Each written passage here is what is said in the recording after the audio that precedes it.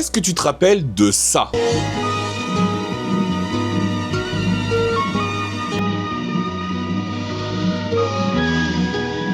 Oui, l'homme de l'Atlantide, l'homme qui nageait comme un dauphin, retenu parmi 800 candidats pour ce rôle, et qui deviendra Bobby Ewing de Dallas quelques années plus tard. Abonne-toi, enregistre et partage à quelqu'un qui a oublié la série L'homme de l'Atlantide. Mark Harris est le seul survivant de la légendaire Atlantide. Doté de mains palmées, d'une vision décuplée et capable de se déplacer dans l'eau à grande vitesse, il est recueilli inconscient sur une plage californienne par la scientifique Elizabeth Merrill. Il rejoint sa fondation de recherche océanographique et combat les menaces sous-marines qui pèsent sur l'humanité. Naïf, mystérieux, surgit des profondeurs, et dans un maillot de bain jaune qui a marqué toute une génération. Cette série, elle avait très clairement une atmosphère unique. L'univers sous-marin comme terrain d'aventure, une nage ondulatoire hypnotique que personne n'avait vue à la télévision, et tous les enfants de l'époque dont je faisais partie ont essayé de la reproduire à la piscine. Et le détail qui tue, Patrick Duffy a été retenu parmi 800 candidats pour ce rôle. À cette époque-là, il était très clairement inconnu au bataillon. Pour ce qui est de sa technique de nage, sa nage lui a été enseignée par Paul Stader, coordinateur de cascade sur cette série, mais aussi doublure de Johnny Westmiller,